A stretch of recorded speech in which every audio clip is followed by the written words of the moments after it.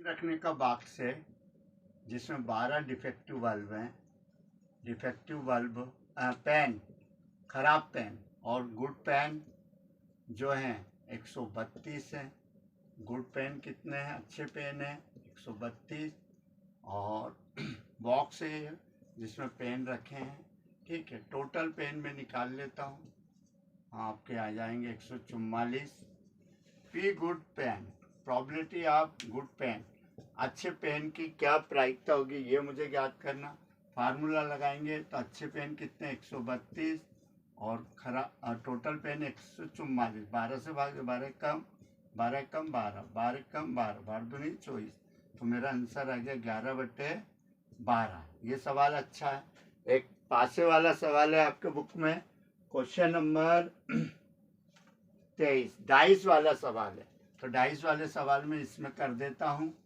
15 chapter भी बहुत easy आएगा, एग्जाम्पल का अच्छा वेटेज रहेगा।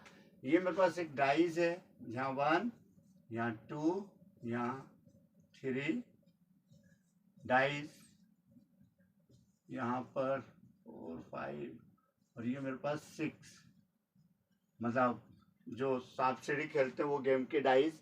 अब उसने पूछा है prime number, probability of prime number, prime number, ये बहुत इंपॉर्टेंट क्वेश्चन है। अभाज्य संख्या, तो प्राइम नंबर ये है मेरा, ये है और ये है, तो ऐसे कितने हो रहे हैं 1 2 3, टोटल कितने आउटकम है 6, 1/2।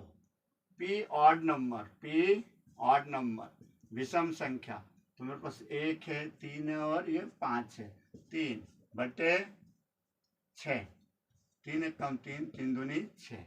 पी इवन नंबर भी आता है इसमें, even number. P even number मेरा कैसे आएगा, 2 4 6, सम संख्या, तो 3/6, 1/2। ये पास वाला सवाल भी एग्जाम में आएगा। प्रोबेबिलिटी में आपको इसी टाइप के सवाल आएंगे। और एक रेशमा और संगीता वाला है, वो सवाल भी मैं आपको करा देता हूँ। एग्जाम्पल में है P R plus P S बराबर 1, पी आर रेशमा की जीतने की प्रायिकता 0.62 है, तो संगीता की इतनी है तो रेशमा की कितनी, या जो भी एक आंसर रहेगा। P R is equal to 1 minus 0.62, इसे मैं घटाता हूँ तो 0.38। ये प्रॉबिलिटी मेरा 15 चैप्टर। आज मुझे थोड़ा लेट हो गया इसलिए फास्ट समझाना पड़ रहा है इस चैनल पर, तो फिर भी आपको आ जाएगा, नहीं आया तो आप मुझे कमेंट्स कर दें। ये मेरा चैप्टर कौन सा हो गया। मैं अभी बोर्ड एग्जाम में जो सवाल आने हैं आपकी, बस वही सवाल मैं कराना चाह रहा हूँ, ताकि मैं आपको 70-80 सवाल में भी पेपर बना सकूं, है ना। और मेरे अनुमान से जो मुझे लग रहा है ये एग्जाम में आएगा वही समझा रहा हूँ। ठीक, चैप्टर 13 से मैं सवाल ले रहा हूँ। 13.1 का पहला मुझे अच्छा लग रहा है बच्चों।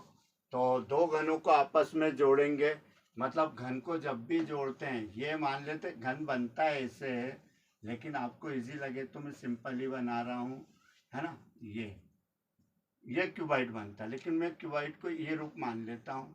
और दोनों का जो वॉल्यूम है, इसका भी 64 सेंटीमीटर है, इसका भी 64 सेंटीमीटर।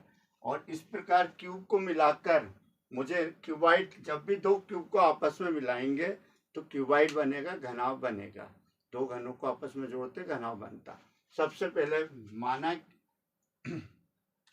माना कि घन की कोर की लंबाई a सेंटीमीटर है। Let be side of cube a centimetre. Volume of each cube, प्रत्येक घन का आयतन दिया है मुझे क्वेश्चन में 64 सेंटीमीटर क्यूब, 64 सेंटीमीटर का क्यूब, 64 सेंटीमीटर का क्यूब। अब घन का आयतन क्या होता है, इसकी लेंथ ब्रेथ हाइट सब बराबर होती है, तो एक का क्यूब 64। अब एक का क्यूब को देख देखकर मेरे मन में एक ख्याल आया, काश इसका भी क्यों होता, काश क्यों कर देना भैया। ये 4 को देख, 4 का क्यू से क्यू कैंसल, तो ए मेरे पास आ गया 4 सेंटीमीटर। अब मैं क्या करूं, मुझे जब ये 4 है और ये 4 को जोड़ देना तो क्यूबाइड की लेंथ बन जाएगी। लेंथ ऑफ क्यूबाइड, घनाभ की लंबाई, length of cuboid, L is equal to 4 + 4, ये मैंने एल लिखा, ए 4 ही रहेगा और बी भी 4 रहेगा, ब्रीथ वो भी 4 रहेगा, 4 और 4 8। अब total surface area of cuboid, T H से आप क्यूबाइड का फार्मूला आपको मैं यहीं से बना देता हूं, एल बी, बोलो एल बी, बी एच देखो मेरी, और एच एल, देखो L B, B H, H L लिख देता हूं, एच एल यहाँ में 2 लिखना पड़ेगा क्योंकि क्यूबाइड की 6 फेसेस होती हैं। 2, एल मेरा कितना आया 8, बी मेरा आया 4, बच्चों देखो बी कितना आया 4, एल आया 8। बेटा बहुत इंपॉर्टेंट सवाल,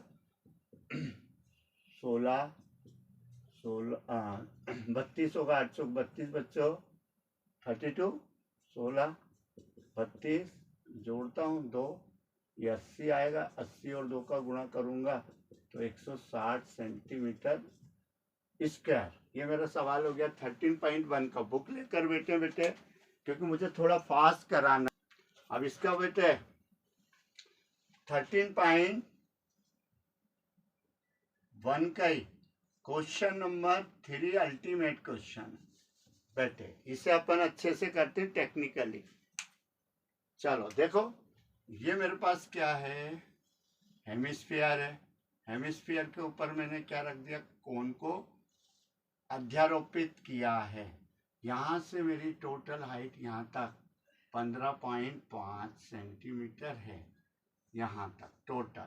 अब हेमिस्फीयर की जो रेडियस होती है और उसकी जो ये वाली हाइट होती है वो सेम होती है, वो मुझे क्वेश्चन में 3.5 दिया, ये भी मेरा 3 रेडियस भी 3.5।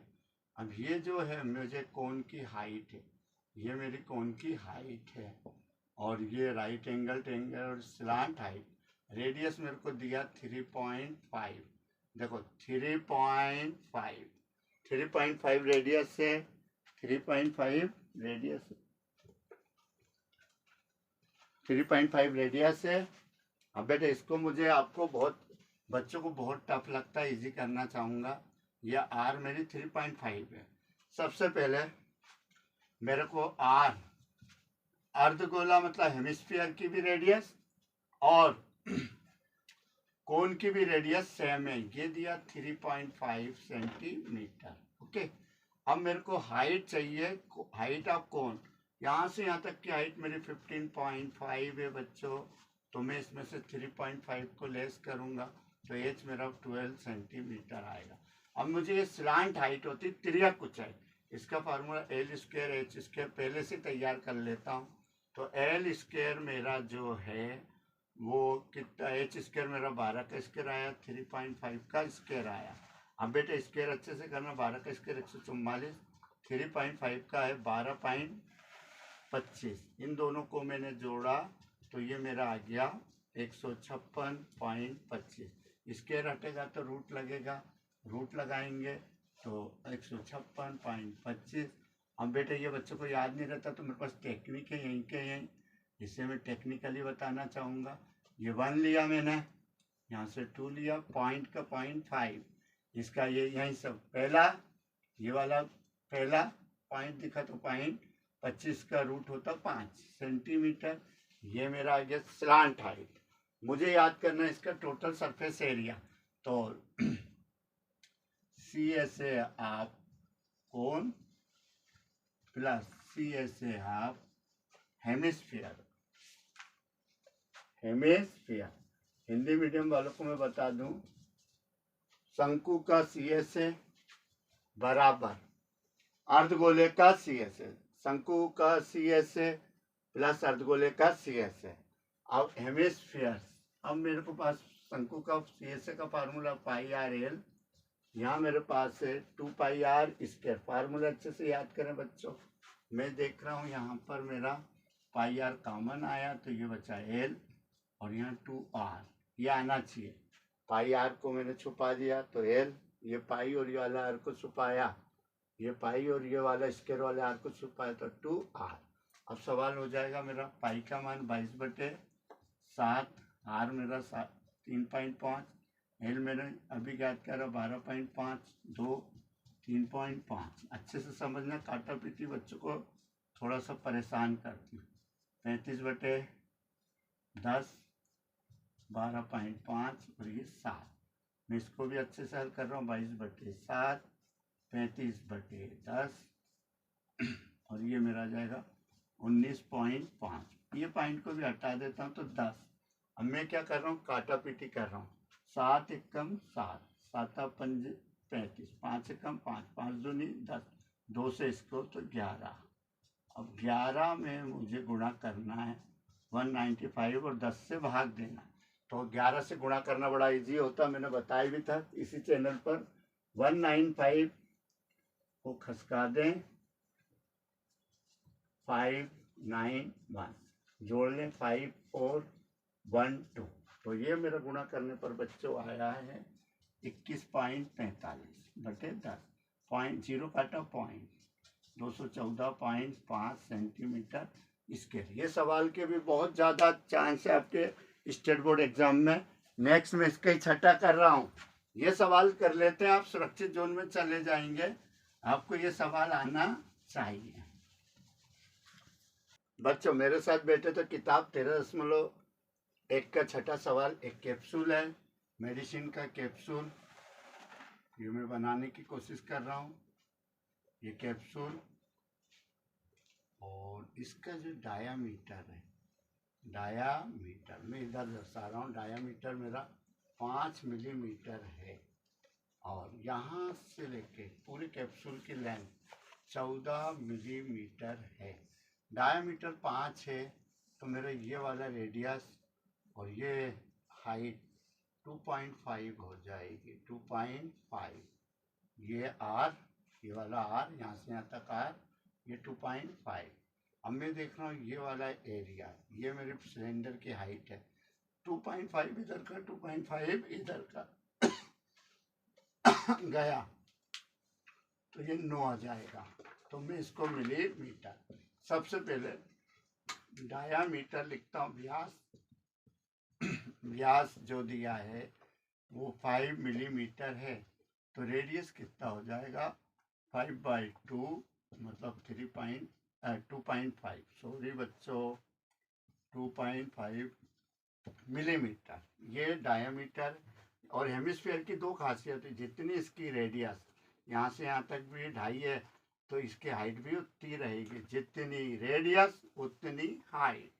अब मुझे हाइट ऑफ सिलेंडर चाहिए, ये वाला पार्ट, हाइट ऑफ सिलेंडर बेलन की ऊंचाई, हाइट ऑफ सिलेंडर बेलन की ऊंचाई h बराबर 14 - 9, तो h बराबर मेरा आ जाएगा 14 - 2.5 इधर का प्लस 2.5 इधर का, सॉरी बच्चों 14, ये 2.5 और 2.5 5 माइनस का 5 हो जाएगा तो h बराबर 9 मिलीमीटर। अब मैं देखो ये यहाँ से लेकर यहाँ तक सिलेंडर और एक हेमिस्फीयर इधर और एक हेमिस्फीयर इधर।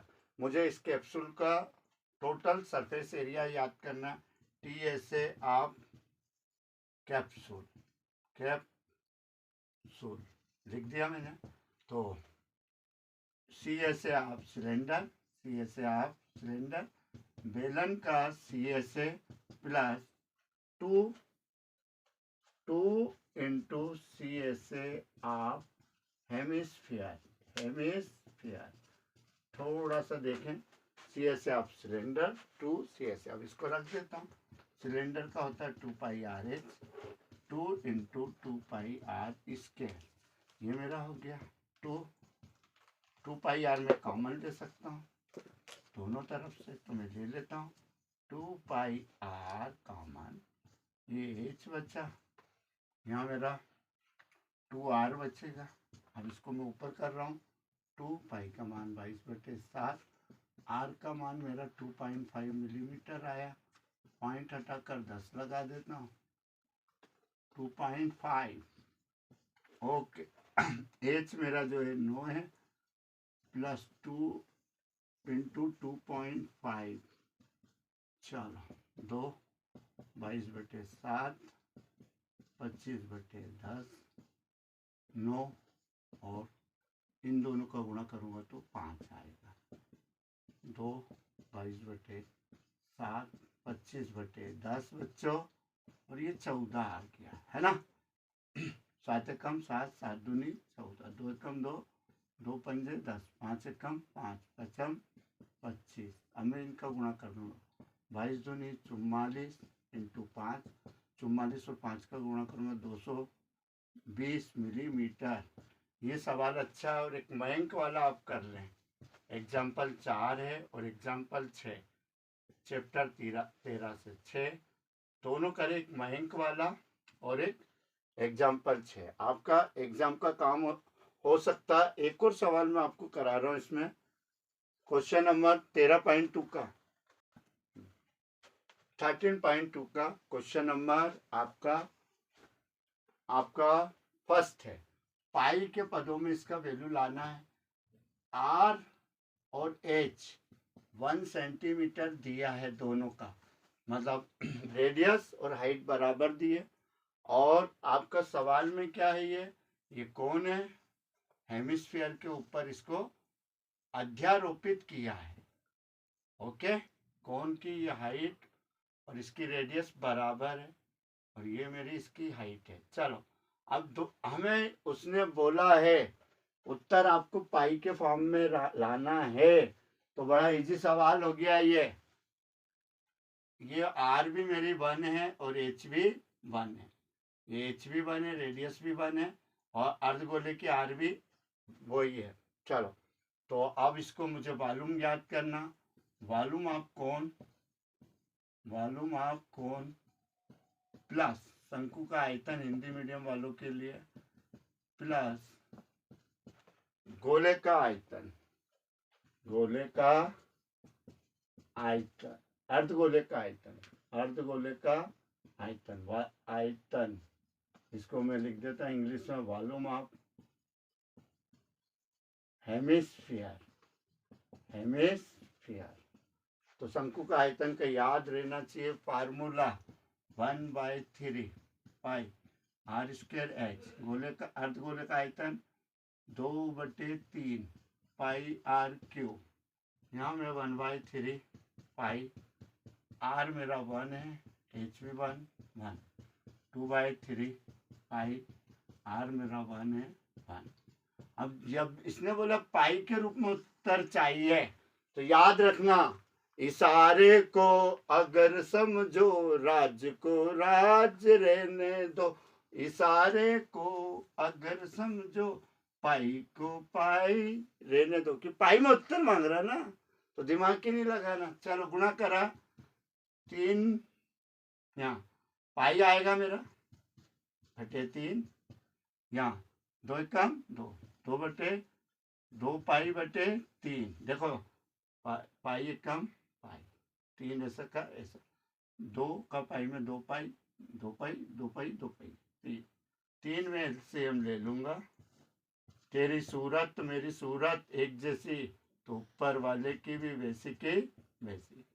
2 पाई और 1 पाई, 3 पाई बटे 3, 3 से 3 कट गया। ये आ गया पाई में उत्तर, पाई सेंटीमीटर क्यूब। बहुत इजी है। आपका 13 चैप्टर भी मैंने लगभग कंप्लीट कर दिया है। अब चैप्टर 12 की ओर मूव करूंगा। मैं अभी आपको एग्जाम के पर्पज से कि आप कम सवाल करें और रिजल्ट भी आ जाए वैसा समझा रहा हूँ। और बाद में क्योंकि डिटेल का समय भी नहीं है, और डिटेल में कराएंगे तो वो समय नहीं है। एग्जाम में क्या आ रहा है वही मुझे समझाना है, ताकि इस चैनल से जुड़ा बच्चा 10th में इजी गोइंग रिजल्ट ला दे। और आपको ऐसा नहीं, अपना 32 का क्या है बेटे, ऑब्जेक्टिव है और 43 के सवाल है, तो ऐसे 75 का पेपर, ये 43 पूरे दे दूंगा। अगले पार्ट में आगे जब भी वीडियो बनाऊंगा उसमें ऑब्जेक्टिव के भी ये पूरे समझा दूंगा। तेरे को तो 10वीं पास करा के ले जाके रहूंगा। यदि आप MP बोर्ड में हैं और इस चैनल से जुड़ गए तो मानो आपकी किस्मत खुल गई है। तो प्लीज मेरे ये चैनल का नाम करण डोबरे सर है, मेरा ये नंबर है 843। इस पे आप कोई भी कमेंट्स मुझसे पूछ सकते हैं, मेरे पास टाइम रहा तो बिल्कुल बताऊंगा। और 10th मतलब क्या है, MP बोर्ड की एग्जाम का मतलब है रसगुल्ला। सबसे सरल, दुनिया की सबसे सरल एग्जाम MP बोर्ड की। हाँ, CBSE की जो एग्जाम होती है वो अखरोट होती है। अब दोनों को खाने में बहुत, इसके लिए बहुत प्रयास करना पड़ता है बेटे। अखरोट को तोड़ो हथौड़े से, बीज निकाल लो, फिर चबाओ, बहुत मेहनत करो, तब जाके CBSE क्लियर होता। लेकिन MP बोर्ड की एग्जाम तो रसगुल्ला है, मुंह में रखा निगल लो, इतना आसान है पास होना। इस चैनल पे ज़्यादा से ज़्यादा लोगों को इस चैनल को शेयर और सब्सक्राइब करें। जितने ज़्यादा लोग इस चैनल से जुड़ेंगे उतना मुझे मोटिवेशनल मिलेगा, मेरा कॉन्फिडेंस बढ़ेगा। और जो भी मैंने ईश्वर से जो भी ज्ञान मुझे अपने जीवन में प्राप्त करा सब आप पर निछावर कर दूंगा। बस मैंने आप पर अपना नॉलेज निछावर किया तो 10वीं तो तेरे को चुटकी बजाते पास करा के रहूँगा। माय नेम इज करण डोबरे, नाम तो सुनोगा इंदौर वालों।